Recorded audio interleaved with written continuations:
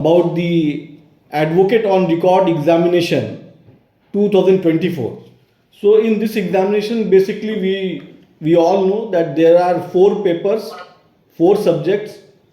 First is practice and procedure. Second is professional ethics and advocacy. Third is drafting, and fourth is leading cases.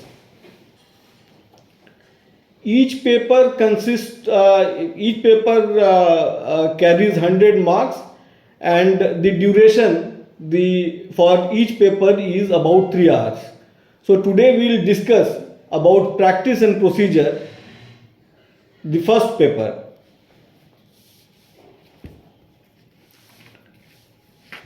First we need to understand about the advocate on record system and advocate on record examination. Why there is necessity of the advocate on records? This question, because when we deal with advocate on record, then we have three type of advocates. First is advocate, second is advocate on record, and third is senior advocate. So why this system of advocate on record? In Supreme Court, what happens that there are many advocates who practice from all across India. Some from Tamil Nadu, some from Kerala. So there has to be some accountability. So if any lawyer is allowed to just come here and file wakalatnama, then the accountability would be like there would be problem. So the first thing is accountability, and the second thing is quality, because certain standards has to be maintained while practicing in Supreme Court. So as we all know that for appearing in advocate on record examination, you need to have 4 years of experience, and thereafter you'll have to take the completion certificate of 1 year. Then only you can appear in the advocate on record examination. So how this examination come into play?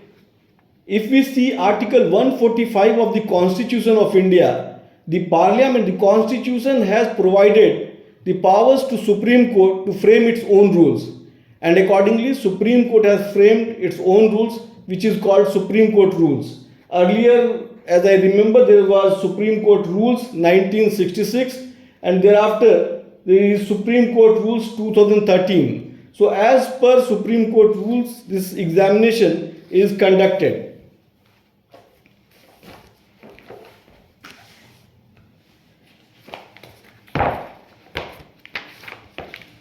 This Supreme Court rules have been framed, as I said, has been framed by virtue of Article 145 of the Constitution of India. When we appear for the advocate on record examination, particularly practice and procedure, then we should know the jurisdiction of the Supreme Court.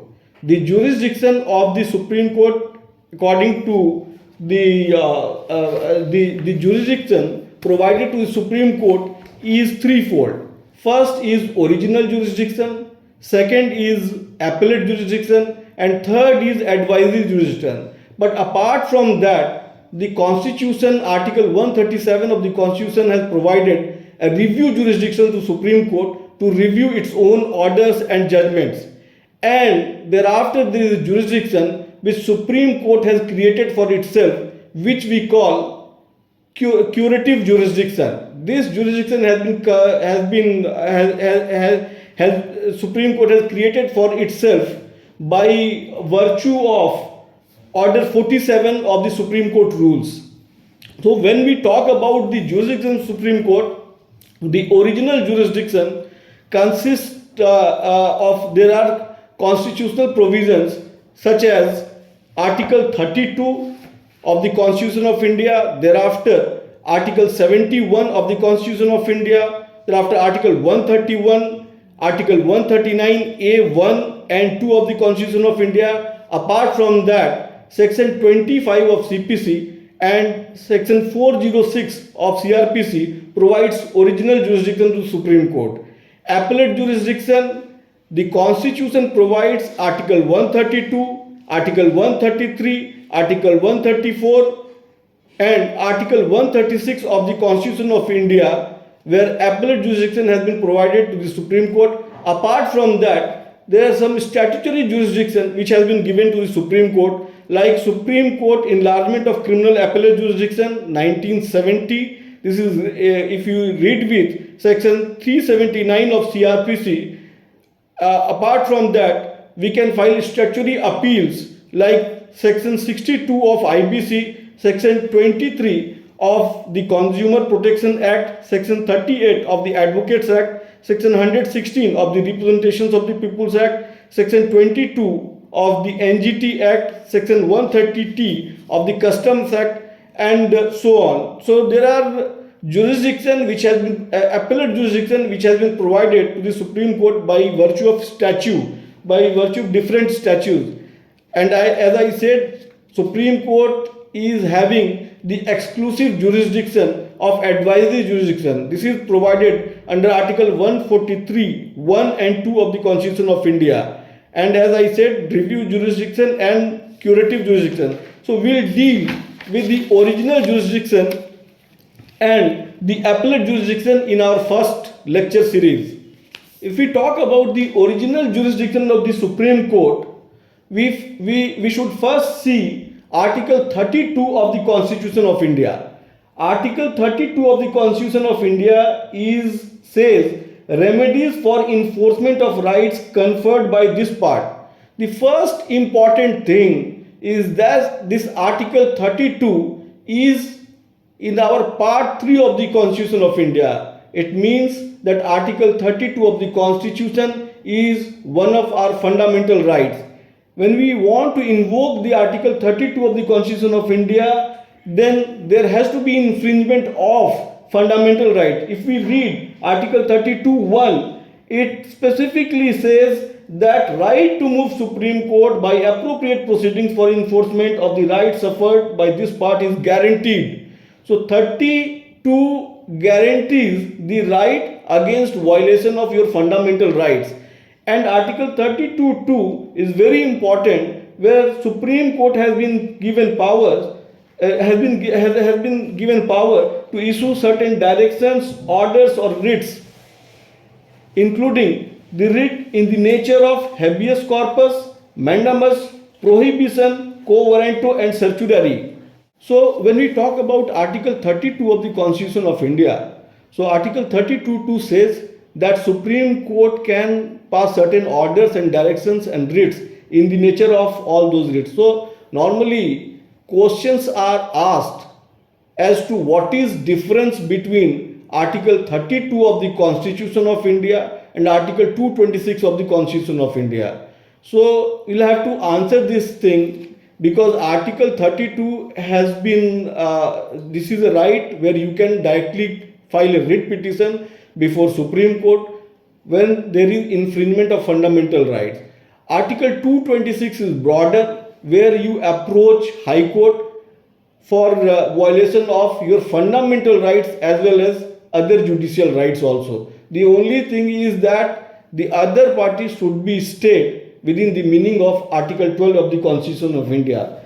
Now there are certain risks. Sometimes the questions are asked as to what is the meaning of habeas corpus, what is the meaning of mandamus, and other writs.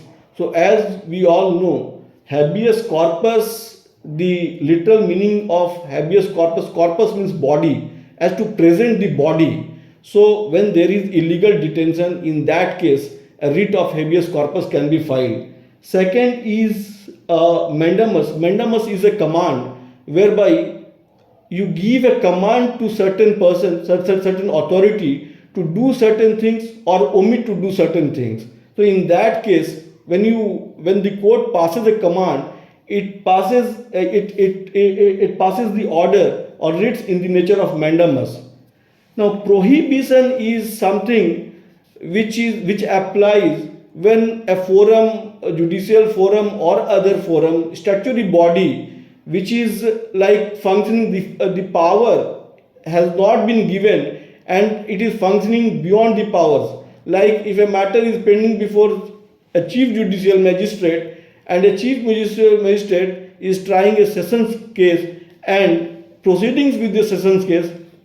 In that case, a writ of prohibition can be filed. So to prohibit, don't proceed, because you don't have the power, you don't have the authority, you are acting beyond your jurisdiction. In that case, this writ of prohibition is issued, and thereafter a writ of quo warranto. Quo warranto, as it means by what authority? By it means that a person, a public person who is having no authority is proceeding with the matter. Or like the famous case is B.R. Kapoor case, where the chief ministership of Jayalalitha was challenged, and it was said that she is no more MLA and she is holding that post illegality. In that case, this writ of quo warranto was issued as to that post, the public post was held illegally. So this is a writ, in that case, a writ of quo warranto is issued. Now, thereafter, certiorari is by what authority? Like if something illegality is being done, in that case, court issues certain types of writs and set aside that order. So when we ask for setting aside of any order, in that case we ask for a writ of certiorari. And there is one important direction which is invented in P.J. Thomas case. In that case, the selection of the appointment of Mr. P.J. Thomas was challenged, and a writ of quo warranto was asked, as to it was submitted that a public post is being held by a person who has got no authority. But Supreme Court did not agreed with that contention, and a writ of declaration was issued. So when these all writs, like when I said habeas corpus, mandamus, prohibition, quo warranto, certiorari, apart from that, an order of declaration was issued in that case. Now, normally questions are asked about Article 32. There are certain cases which in my view is very important when we go through Article 32 of the Constitution of India. One is Romesh Thapar. This is 1950 decision, where the Honorable Supreme Court said that this Article 32 guarantees a right to a person that he can move before Supreme Court in case there is any violation of fundamental right. And Supreme Court, the contention from the other side, it was taken that this person is directly coming before Supreme Court even without availing any remedy before High Court, because in that case he could have been well gone before High Court for asking the relief, and he has directly come to Supreme Court. But Supreme Court dispelled that contention and said that when there is a violation of fundamental right, in that case one can directly come to Supreme Court. And there are many instances where the Honorable Supreme Court has directly entertained such petitions, even in cases where the person has not availed its remedy or exhausted its remedy before High Court. This Romesh Thapar was followed in many cases, but then there is a judgment of the Honorable Supreme Court when this contention that whether a person can directly come to Supreme Court or not. So in that Supreme Court did not deny, like it's not that you can't come to Supreme Court, you can come to Supreme Court, but it said that first you should try to go before High Court and try to and exhaust this high court proceeding, and then you can come to Supreme Court. PN Kumar versus, this is a case which is PN Kumar versus Municipal Corporation of Delhi. This is the 1987 decision where the Supreme Court said that because if we entertain all such cases where there is direct violation of fundamental right, and when person directly comes to Supreme Court, in that case Supreme Court would be flooded with many cases, and the whole edifice will crumble. So Supreme Court said that first in those cases also, because because Article 226 is very broad, in that case one should first go to High Court, exhaust its remedy, and then if he is not satisfied, in that case he should come to Supreme Court. Supreme Court also said that it's not that High Court have not good judges. He said that High Court has got good judges, excellent judges, and then it is also better for the litigant to approach the nearest court rather directly coming to the Supreme Court of India. So when you are asked to write about Article 32, and when you are asked, though Article 32 is part of the Constitution of India, and as we know that when B.R. Ambedkar, Mr. B.R. Ambedkar, he was asked about the article, about the provision of the Constitution, which is very close, very dear to him. He said that in his opinion, Article 32 of the Constitution is the very soul of the Constitution, and he is very happy that the Constituent Assembly has accepted it as a fundamental right, where the right to directly come to Supreme Court, where the right to approach the Supreme Court in case of violation of fundamental right is guaranteed. So then what happened? What happens that earlier? What happened that in many cases Article 32 petition was filed against the judgments of the High Courts also. So, and not only judgments of High Court, in many cases Article 32 was filed against the judgment of Supreme Court also. So there is a judgment, I think this is 7 judges bench judgment, Naresh Sridhar Mirajkar. This judgment is of 1966. I think this is very important judgment, and one must know about this judgment. This judgment says that you cannot file Article 32 against an order or judgment of a constitutional court. So it barred, like against the judgment of High Court or against the judgment or order or decree of Supreme Court, whatever, this remedy of 32 is not there. So Ramesh Sridhar Mirajkar has stated in clear terms. But then thereafter, in A.R. Antule, what happened that a constitution bench judgment of 5 judges gave its verdict that A.R. Antule, who was earlier Chief Minister of Maharashtra, he should be tried before High Court.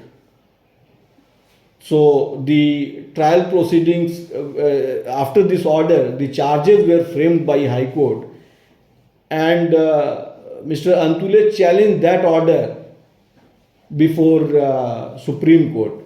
The order of High Court where charges were framed, it was challenged by A.R. Antule before the Honorable Supreme Court. Now the question before Supreme Court, and that too under Article 32. So now the question before Supreme Court was the earlier judgment also. where a five judges bench has said that you go High Court and trial would take place in High Court. Supreme Court, exercising its power under Article 32, set aside its own earlier order passed by five judges bench of the Supreme Court. And the concept of ex debitio justitia means for justice it is being done. Like it should not be like you can't entertain 32 against an order of Supreme Court or High Court, but for doing justice in the matter, this order was, and seven judges bench set aside the earlier order and said that the person should be given a right to appeal, because if the matter is directly tried in High Court, then he will lose a right of appeal to come before Supreme Court.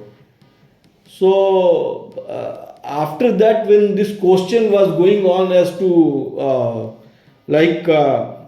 what if the order of the Supreme Court is bad, and what if it is dismissed in review also, then what will happen?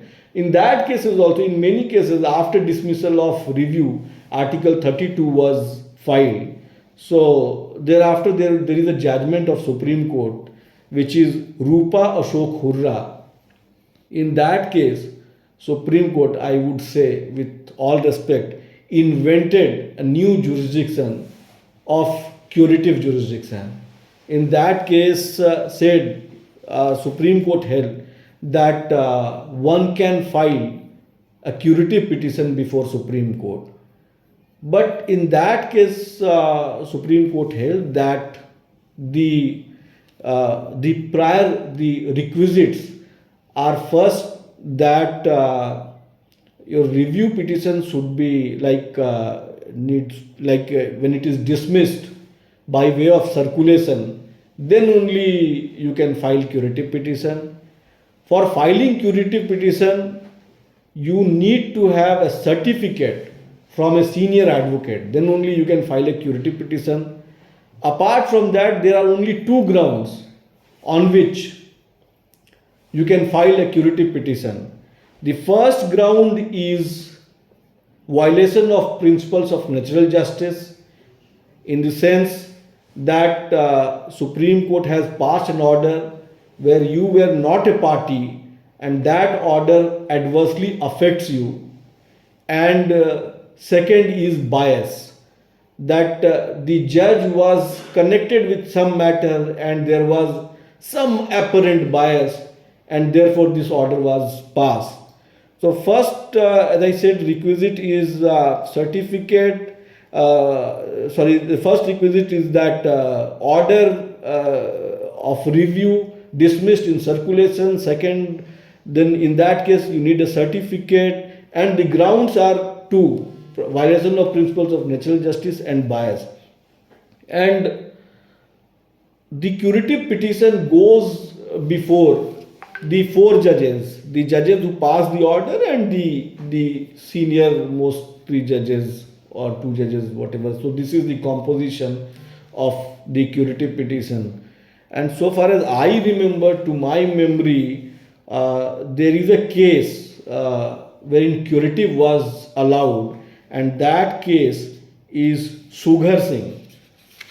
So if you write about that case, it would be very good. In that case, yes, Sughar Singh case. So in that case, what happened, that High Court had, out of 8 persons, High Court had acquitted 8 persons and convicted 4 persons. That order was challenged before Supreme Court, and the High Court had reversed the acquittal of those persons even without hearing them.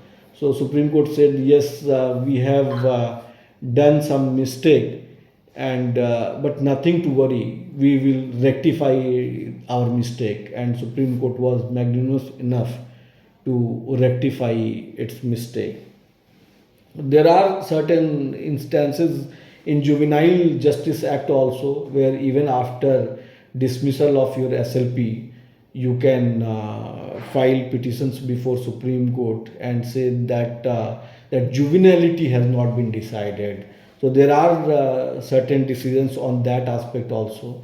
I will try to cover that also. But before that, we were discussing about the original jurisdiction of the Supreme Court.